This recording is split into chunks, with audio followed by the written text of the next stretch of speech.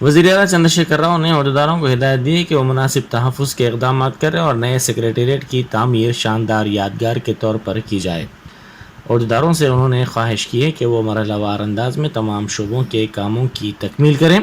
وزیر اعلیٰ نے نئے زیر تعمیر سیکریٹریٹ کا معائنہ کیا اور متعلقہ عہدیداروں و کنٹریکٹ ایجنسی کے ساتھ کاموں کی پیش رفت کا تفصیلی جائزہ لیا۔ انہوں نے کام کے معیار، ستونوں، کنکریٹ کی دیواروں اور دیگر کے ڈیزائن کا بھی معائنہ کیا۔ وزراء کے چیمبرز، کانفرنس ہال، عہدیداروں اور اسٹاف کے دفاتر کا بھی وزیر اعلیٰ نے تفصیلی معائنہ کیا۔ انہوں نے چیمبرز میں روشنیوں کی سہولت پر بھی مسرت کا اظہار کیا۔ ساتھ ہی انہوں نے لفٹس کی تنصیب اور ان کی گنجائش کے کاموں کا بھی جائزہ لیا۔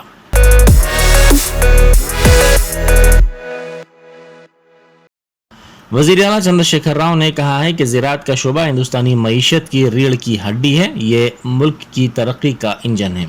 افسوس اس بات کا ہے کہ زراعت کے شعبے کی پالیسیاں موزوں نہیں ہیں۔ اس سے ملک میں فصل کی پیداوار میں کمی کے سلسلے میں کسانوں کی حوصلہ شکنی ہو رہی ہے۔ وزیر اعلیٰ نے گزشتہ روز پرگتی بھون میں عہدیداروں کے ساتھ جائزہ اجلاس منعقد کیا اور ریاست میں مجوزہ زرعی سیزن کے انتظامات کے بارے میں تبادلہ خیال کیا۔ وزیر زراعت Niranjan ready, chief secretary Somesh Kumar اور دیگر سینئر عہدیدار اس موقع پر موجود تھے۔ وزیر اعلیٰ نے متعلقہ عہدیداروں سے خواہش کی کہ روایتی دھان کی کاشت کے بجائے فصل کو منافع بخش بنانے کے لیے کسانوں میں بیداری پیدا کی جائے اور تربیتی کلاسز کا بھی اہتمام کیا جائے۔ انہوں نے دیہی علاقوں میں جاری دھان کی پیداوار کی خریداری کے عمل کے بارے میں بھی معلومات حاصل کی اور عہدیداروں کو مختلف ہدایات بھی دیں۔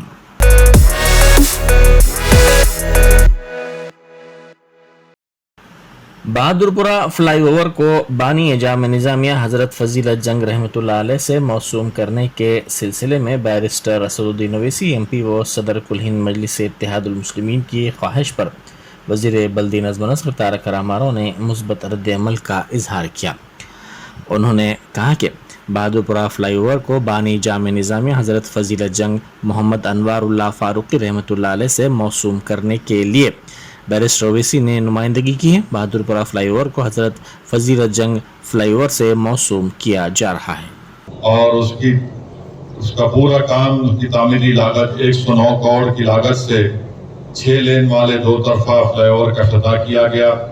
اس فلائی اوور کے سلسلے میں جناب محترم کے ٹی رامارو صاحب سے یہ گزارش کرتا ہوں کہ جس جگہ پر بہادرپورہ نیا فلائی اوور بنایا گیا، اور میں یاد دلانا چاہتا ہوں وزیر بلدی نظم و نسق کو کہ انہوں نے اس کا سنگ بنیاد بھی، فاؤنڈیشن سٹون بھی انہوں نے ڈالا تھا۔ آج ان کے ہاتھوں سے اس کا افتتاح ہوا۔ میری جناب کے ٹی رامارو صاحب سے اور چیف منسٹر سے گزارش ہے کہ اس بہادرپورہ فلائی اوور کا نام بانی جامع نظامیہ حضرت فضیلت جنگ کے نام سے رکھا جائے، تو ان کو ایک بہترین خراج عقیدت پیش کیا جائے گا۔ اور وہیں پر بہادرپورہ میں میر عالم تالاب میں ایک میوزیکل فاؤنٹین کا افتتاح کیا گیا۔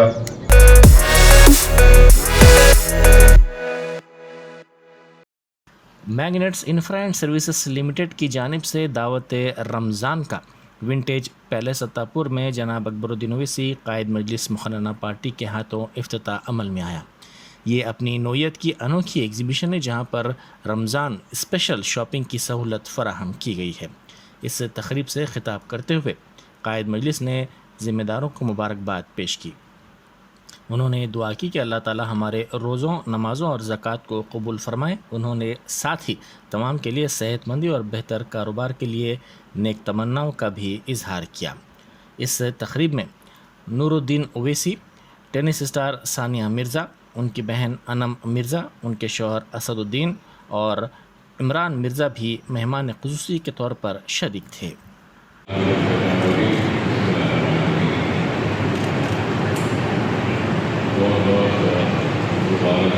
میری جانب سے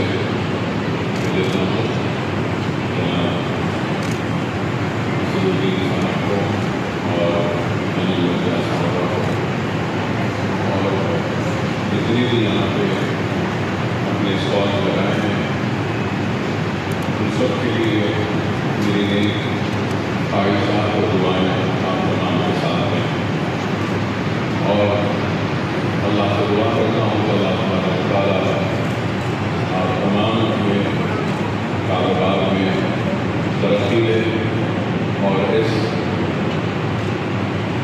مقصد کے ساتھ جو اس ایپلیکیشن کا آج آغاز ہونے جا رہا ہے، اللہ اس کو بھی کامیابی عطا کرے۔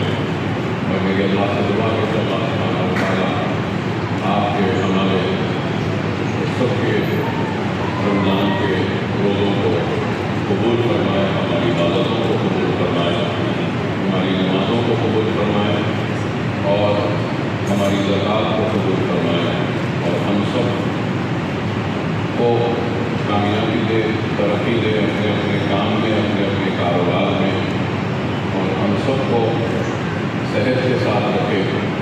اور یہی درخواست کے ساتھ میں پھر سے اسد صاحب کا اور علامہ رضا صاحبہ کا مشکور ہو کہ آپ نے مجھے مدعو کیا، اور میری نئی صاحب صاحب کا دعائیں آپ سب کے ساتھ ہیں کہ اللہ آپ کو اس میں کامیابی و کامیابی کا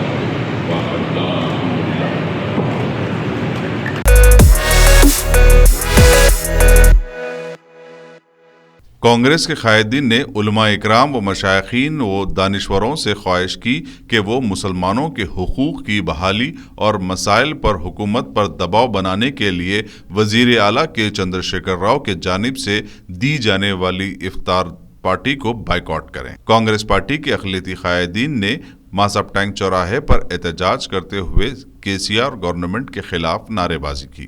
بعد ازاں میڈیا سے بات کرتے ہوئے Hyderabad city Congress committee chairman Sameer ولی اللہ نے کہا کہ TRS دور حکومت میں وزیر اعلیٰ KCR مسلمانوں کے ساتھ صرف جھوٹے وعدے کیے ہیں۔ وزیر اعلیٰ نے مسلمانوں کو 12% ریزرویشن دینے کا وعدہ کیا تھا، وقف بورڈ کو جوڈیشل پاور دینے کا وعدہ کیا تھا، جبکہ موجودہ حالات میں اقلیتی اداروں کو نظر انداز کیا جا رہا ہے۔ سمیر ولی اللہ نے KCR سے اپنے وعدے پورے کرنے کا مطالبہ کیا۔ اس موقع پر سید نظام الدین نے بھی KCR کو آڑے ہاتھوں لیتے ہوئے کہا کہ KCR گزشتہ 8 سال سے مسلمانوں کو دھوکہ دیتے آ رہے ہیں، لہٰذا ان کی دعوت افطار کو بائیکاٹ کیا جائے۔ KCR ہر جگہ سے بچوں کی تعلیم کو دبا دے رہے، نوکریوں کو دبا دے رہے کہ ہمارے بچے آگے نہیں بڑھنا، خالی تمہارا کھجور اور بریانی کھا کے زندہ رہنا، وہ بھی سال میں ایک وقت۔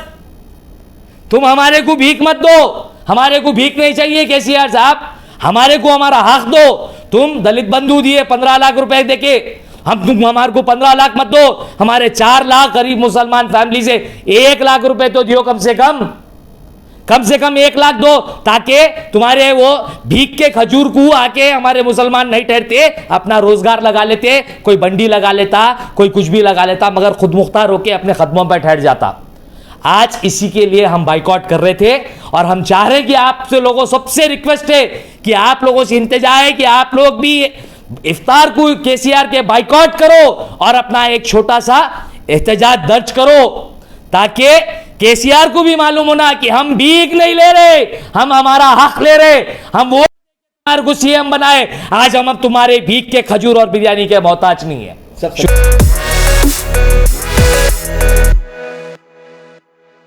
AK خان مشیر اقلیتی بہبود حکومت تلنگانہ و صدر ٹمریز نے گزشتہ روز مائنورٹیز ریزیڈینشل اسکول خیرتآباد گرلز 1 میں افطار میں شرکت کی۔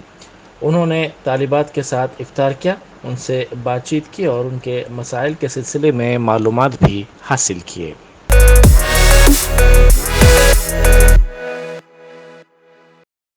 قادریہ انٹرنیشنل آرگنائزیشن کی جانب سے سادات کرام کو رمضان المبارک میں تہنیت و نذرانے پیش کیے گئے۔ اس سلسلے میں ایک تقریب منعقد کی گئی جس کی صدارت علی قادری نے کی۔ اس تقریب میں حیدرآباد سے تعلق رکھنے والے تقریباً 350 سادات گھرانوں کا احاطہ کرتے ہوئے ان میں نذرانے پیش کیے گئے اور انہیں تہنیت پیش کی گئی۔ تو آپ اپنے محلے میں جو کوئی بھی میری یہ گفتگو کو سماعت کرے گا، سوشل میڈیا کے ذریعے یا اخبارات کے ذریعے یا چینلز کے ذریعے، ان سبھی سے میری گزارش ہے کہ آپ بھی اپنے خاندان میں، اپنے پڑوس میں، اپنے محلے میں، اپنے شہر میں جو بھی کہیں آپ کو سادات کرام جس کو آپ کو ہیلپ کرنا ہے، مدد کرنا چاہتے ہیں، آپ تو سرکار دو جہاں صلی اللہ علیہ وسلم کی خوشنودی کے لیے، آقا کی محبت میں، اہل بیت اطہار کی نسبت سے سادات کرام کو آپ ضرور नजराना पेश कीजिए और उन्हें भी ईद की खुशियों में अपने साथ शामिल कीजिए। यही गुजारिशात है और आज की तकरीब का मंशा और मकसद भी यही है। अभी इंशाअल्लाह हम सादात किराम का यहाँ पर मर्दानी में डिस्ट्रीब्यूशन होगा, फिर ज़नाने में भी होगा। ख़वातीन की बड़ी तादाद मौजूद है ऊपर के फ्लोर्स पे। तो सबसे पहले मैं यहाँ पर जो हमारे बुजुर्ग हजरात तशरीफ़ फरमा हैं उनकी मैं पहले शादपोशी करूँगा, फिर उसके बाद सादात किराम के नज़रानों का सिलसिला शुरू होगा।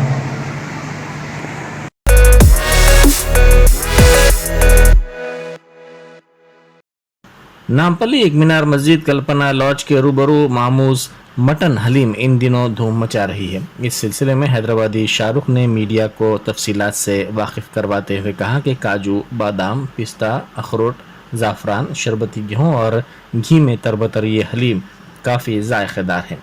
साथ ही सहरी के लिए तला हुआ गोश्त, बगारा खाना, दालचा भी फ़रोख्त किया जा रहा है।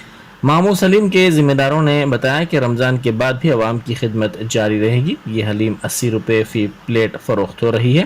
फैमिली पैक की कीमत 220 रुपये है और जंबो पैक 300 रुपये में फ़रोख्त किया जा रहा है।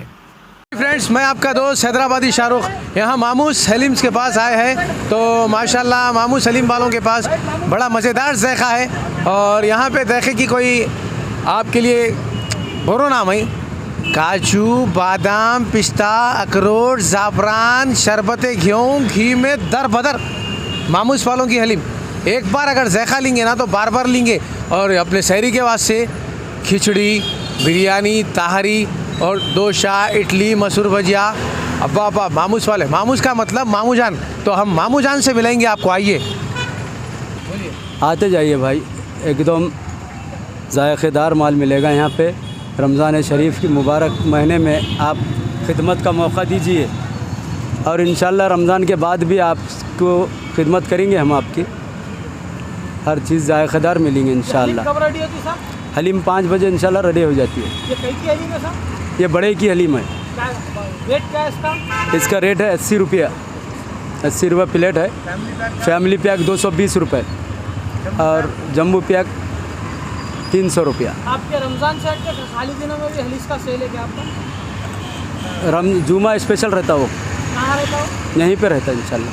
इसके अलावा शहरी में कुछ है? शहरी में है तलावा गोश्त, बगारा और दालचा। शहरी का आइटम कब रेडी हो जाता है? शहरी का आइटम 3 बजे रेडी हो जाता है इंशाल्लाह। 3 बजे से। लोकेशन कहाँ है ये नामपल्ली एक मीनार मस्जिद के सामने लारी अड्डे के पास, कल्पना ग्रैंड होटल के सामने।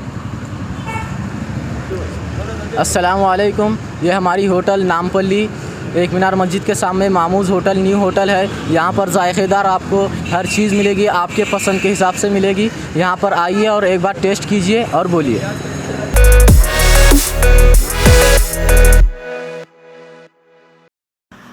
मजलिसी रुकन असम्बली अहमद पाशा खादरी ने रैन बाजार डिवीज़न में याकूत महल थिएटर के करीब गरीबों में राशन किट्स और कपड़े तकसीम किए।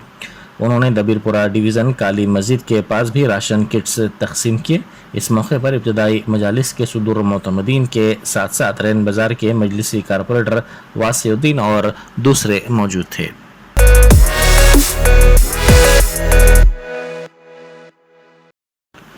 बरक़ी बिल्स की अदम अदायगी पर अहदेदारों की जानिब से बरक़ी सरबराही मुनक़ते करने पर बरहम नौजवान ने अपने दोस्तों के साथ मिलकर महकमे बरक़ी के दफ्तर में हंगामा आराई की और अहदेदारों पर हमला किया। ये वाक़या टप्पा चबूतरा पुलिस स्टेशन के हदूद में पेश आया। इस सिलसिले में पुलिस ने एक नौजवान को हिरासत में ले लिया। तफसीलात के मुताबिक बरक़ी बिल्स की अदम अदायगी पर महकमे बरक़ी के अहदेदारों ने मकानात की बरक़ी सरबराही काट दी। बाज़ ख़ानदान असिस्टेंट इंजीनियर विजय कुमार के दफ्तर पहुंचे और उनसे बहस व तकरार की। इसी दौरान बाज़ नौजवानों ने अहदेदारों के साथ गलत अंदाज में बातचीत की, जिस पर एई विजय कुमार ने इंतबाह दिया। इस पर बरहम नौजवानों ने सब इंजीनियर पर हमला कर दिया और हंगामा आराई की। इसी दौरान एक नौजवान ने टेबल पर चढ़कर विजय कुमार पर हमला किया। नौजवानों की हंगामाराई से सूरत हाल कशीदा हो गई। इस पूरे वाक़े का वहां मौजूद एक शख्स ने वीडियो ले लिया और पुलिस से इस सिलसिले में शिकायत दर्ज की गई। पुलिस ने एक नौजवान को इस सिलसिले में हिरासत में ले लिया। इस नौजवान की शिनाख्त विशाल के तौर पर की गई है।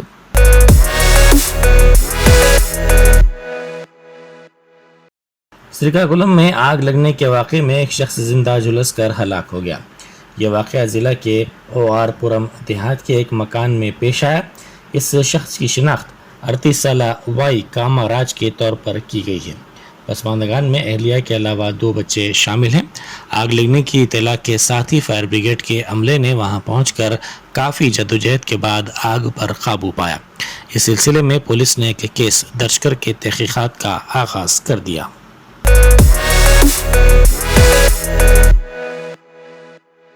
रियासती वज़ीर म्यूनसिपल एडमिनिस्ट्रेशन के.टी. रामाराव ने चारशंबे को वरंगल और हनमकुंडे का एक रोज़ा तूफ़ानी दौरा किया, जिसके दौरान उन्होंने बल्दिया के मुख्तलिफ प्रोजेक्टों का इफ्तिताह किया।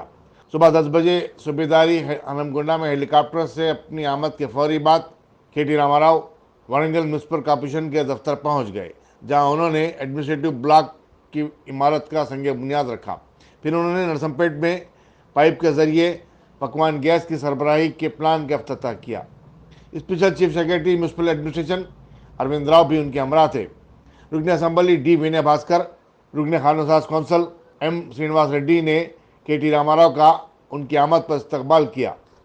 महिला शिशु संक्षेम ट्राइबल वेलफेर शाख मंत्रिवर्युలు శ్రీమతి సత్యవతి రాథోడ్ గారు, గౌరవనీయులైన ఎంపీ గారు సోదరి శ్రీమతి మాలోత్ కవిత గారు, జిల్లా పరిషత్ చైర్మన్ గారు సోదరి గౌరవనీయురాలు గండ్ర జ్యోతి గారు, గౌరవనీయులు స్థానిక సంస్థల శాసన మండలి సభ్యుడు తమ్ముడు ఉత్సాహవంతుడు ఎల్లవేళలా స్థానిక సంస్థల ప్రజాప్రతినిధులకు అందుబాటులో ఉండే మా తమ్ముడు పోచంపల్లి శ్రీనివాస్ రెడ్డి గారు, గౌరవ జిల్లా కలెక్టర్ గారు గోపి గారు, గౌరవనీయులైన director municipal administration Shri Satyanarayana గారు, గౌరవనీయులు తమ్ముడు దివ్యాంగుల కార్పొరేషన్ కి అధ్యక్షుడిగా ఉన్న తమ్ముడు వాసుదేవరెడ్డి గారు, గౌరవనీయులు సీనియర్ నాయకులు సంగులాల్ గారు, జిల్లా పరిషత్ వైస్ చైర్మన్ సోదరులు ఆకుల శ్రీనివాస్ గారు, డిసిఎంఎస్ అధ్యక్షులు గౌరవనీయులు రామస్వామి నాయక్ గారు, జిల్లా పరిషత్ ఫ్లోర్ లీడర్ మా సోదరి మా వదినమ్మ పెద్ది స్వప్న సుదర్శన్ రెడ్డి గారు, జెడ్పీ కోఆప్షన్ సోదరుడు రఫీ గారు, చైర్పర్సన్ నర్సంపేట మున్సిపాలిటీ గుంటి రజనీ కిషన్ గారు, అదేవిధంగా స్థానిక మండల ప్రజా పరిషత్ అధ్యక్షులు, జిల్లా పరిషత్ టెరిటోరియల్ కాన్స్టిట్యుయెన్సీ సభ్యులు, వేదిక పైన ఆసీనులైన కౌన్సిలర్లు, గౌరవనీయులైన సర్పంచులు, ఎంపీటీసీలు, సింగిల్ విండోల అధ్యక్షులు, వ్యవసాయ మార్కెట్ కమిటీల అధ్యక్షులు, పత్రికా మిత్రులు, అందరికంటే ముఖ్యంగా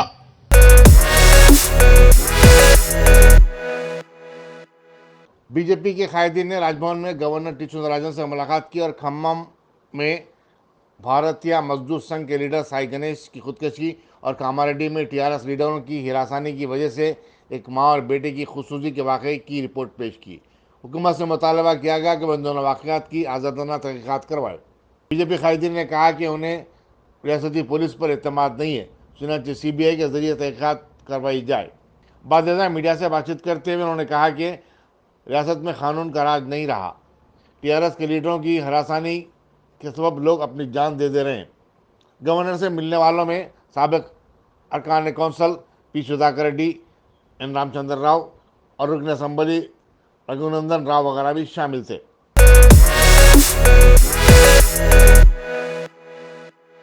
रियासती वज़ीर एनवायरनमेंट टी श्रीनिवास यादव ने कहा कि गवर्नर टी सुंदरराजन सियासतदानों की ज़बान में बात कर रही हैं। उनकी तकारीर और बयानात का लाबोलेजा गवर्नर के ओहदे के लिए ज़ेब नहीं देता। वो अपोजिशन लीडर का रोल अदा कर रही हैं। मीडिया से बातचीत करते हुए रियासती वज़ीर श्रीनिवास यादव ने कहा कि गवर्नर को अपने फ़राइज़ मनसबी पर तवज्जो देनी चाहिए। चीफ मिनिस्टर और रियासती गवर्नर दोनों मिलकर रियासत की तरक्की के लिए काम कर सकते हैं। उन्होंने कहा कि चीफ मिनिस्टर हो या वज़रा अवाम के मंतखबा नुमाइंदे होते हैं तो उनका भी एहतराम बराबर किया जाना चाहिए। అయితే రాజ్యాంగ పరంగా వాళ్ళకు కొన్ని పరిమితులు ఉంటాయి, ఆ పరిమితులకు లోబడే పనిచేయాలి. కానీ మన గవర్నర్ గారు ఎక్కడికి పోయినా ఆమె అతి ఉత్సాహంతో ప్రెస్లో మాట్లాడుతుంది. కరెక్ట్ పద్ధతి కాదు. ఒక గవర్నర్ గారు చేయవలసినటువంటి బాధ్యతలను ఆమె వదిలిపెట్టేసి ఒక రాజకీయ పార్టీ నాయకురాల్లాగా మాట్లాడడం అనేది బాధాకరమైనటువంటి అంశం. దేశ ప్రజాస్వామ్యంలో ఒక ముఖ్యమంత్రి ఎన్నుకున్నటువంటి ప్రభుత్వం పనిచేస్తే తప్ప గవర్నర్ అనే రోల్ తక్కువ. ఈ దేశంలో ఎక్కడైనా కానీ ప్రెసిడెంట్ గారి రోల్ తక్కువ ఉంటుంది, ఉపరాష్ట్రపతి గారి రోల్ తక్కువ ఉంటుంది, గవర్నర్ రోల్ చాలా తక్కువ. ఇప్పుడు ఎన్టీ రామారావు గారిని దించడానికి రామ్లాల్ గారిని ఉపయోగించారు ఆ రోజు. తర్వాత పాండిచ్చేరిలో ఏం జరిగింది మనం చూసినాం, ఢిల్లీలో ఏం జరిగింది చూసినాం. ఒక బీజేపీ పార్టీ, ఒక కాంగ్రెస్ పార్టీ వాళ్ళు మాట్లాడతారు, సరే అది రాజకీయం కాబట్టి మాట్లాడతారు. గవర్నర్ పరిధి అనేది చాలా తక్కువ పరిధి ఉంటుంది.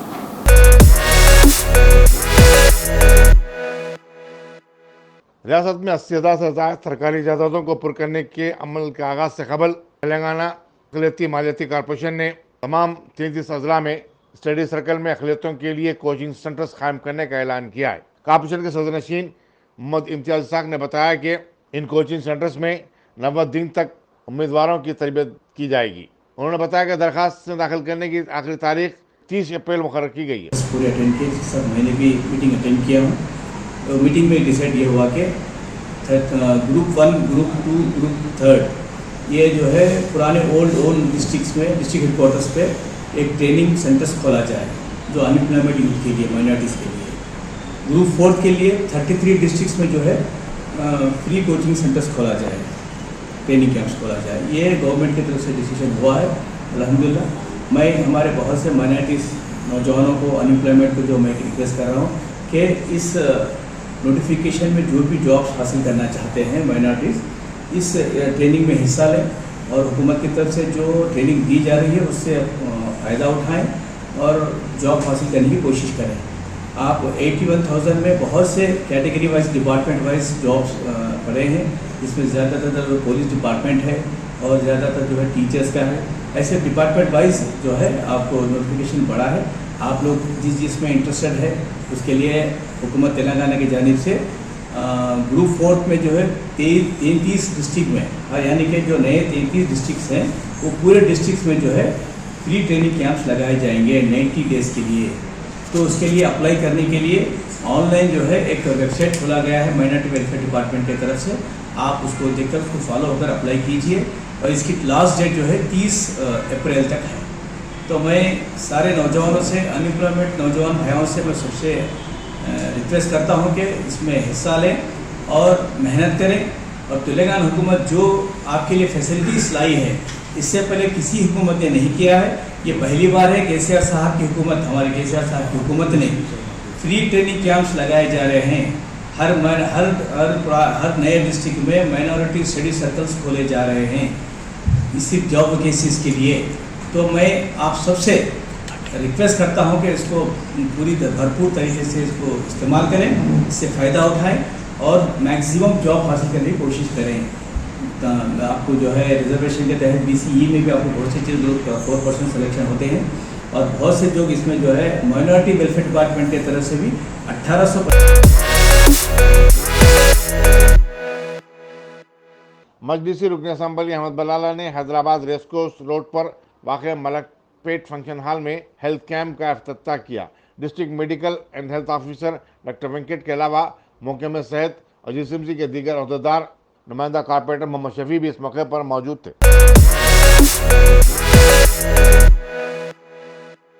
रियासत तेलंगाना में गर्मी का कहर जारी है। अवाम सिलसिलाती धूप और गर्मी से काफ़ी परेशान है। शदीद धूप होने की वजह से सड़कें सुनसान नजर आ रही हैं। हैदराबाद में भी यही हालत है। माह रमज़ान होने के बावजूद बाज़ारों में दिन के टाइम वो गहमा गहमी नहीं देखी जा रही है जो अमूमन देखी जाती थी। लोग गैर ज़रूरी तौर पर घरों से बाहर निकलने से परहेज कर रहे हैं। कई मकामात पर चारशंबे को दर्जे हरारत 45 डिग्री तक पहुंच चुका था। ज़िले आदिलाबाद सबसे ज़्यादा मुतासिर है, जहां सबसे ज़्यादा गर्मी रिकॉर्ड की गई। महकमा मौसमियात ने आइंदा 3 दिन के दौरान मुख्तलिफ अजला में बारिश की पेशकशी की थी, लेकिन कई मकामात पर यह पेशकशी गलत साबित हुई।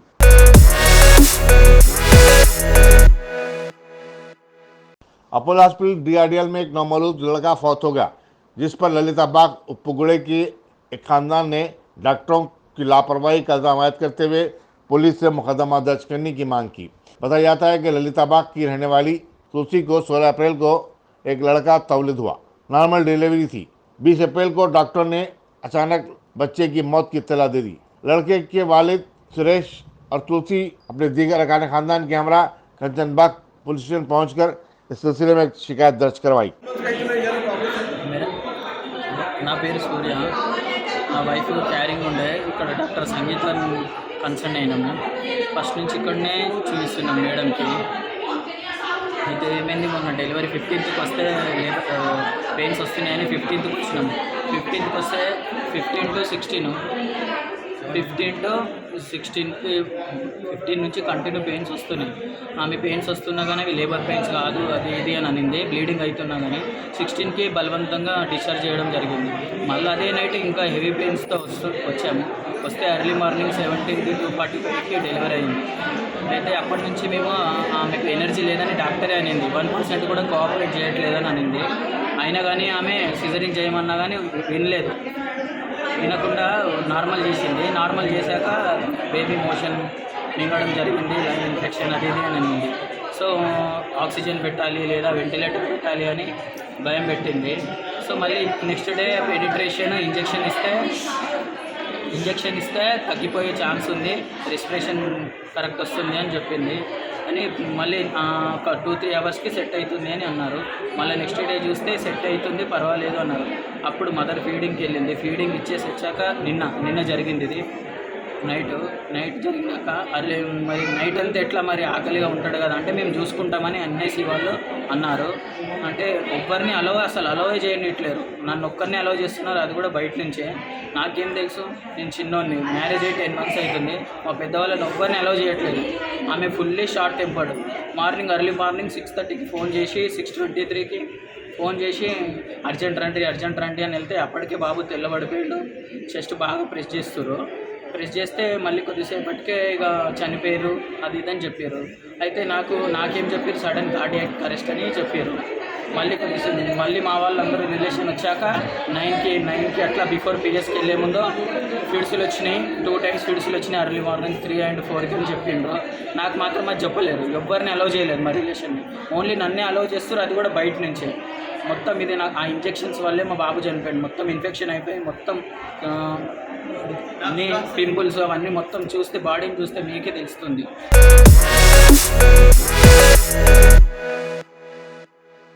साउथ जोन की पुलिस टास्क फोर्स ने नवाब साहब कुंटे में IPL मैचेस की बिटिंग लगाने में मसरूफ 3 अफराद को गिरफ्तार किया है। उनमें एक बुक्की शिराज तालिब भी शामिल है। पुलिस ने बताया कि दीगर 2 पेंटरों सैयद गौस और शेख फसीउल्लाह को भी हिरासत में लिया गया और इनके पास से 1,20,000 रुपये की नकद रकम जब्त की गई। पुलिस ने बताया कि मुलजिमीन वेब एप्लीकेशन भी बनाए थे जिसके ज़रिए बिटिंग वसूल की जा रही थी। मुलजिमीन को बाज़-ए-अज़ा मज़ीद कार्रवाई के लिए फलकनुमा पुलिस के हवाले कर दिया गया है। इंस्पेक्टर रघुवेंद्र की क़यादत में ये कार्रवाई की गई।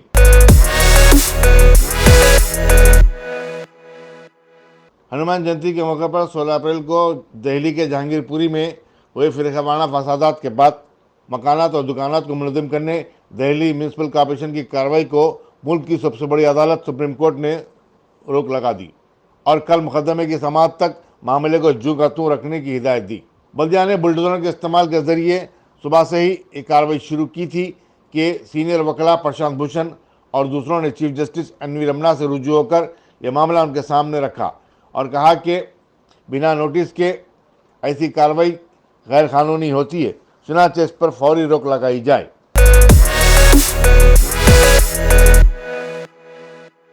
लखनऊ की क्रिकेट टीम सुपर जेंट्स के कप्तान KL राहुल को मंगल को नवी मुंबई के DY पाटिल स्टेडियम में बेंगलुरु रॉयल चैलेंजर्स के खिलाफ खेले गए मैच में IPL कोड की खिलाफ वर्जी का मुर्तकिब पाया गया और उन्हें उनके मैच की आमदनी का 20% हिस्सा बतौर जुर्माना अदा करने का हुक्म दिया गया है।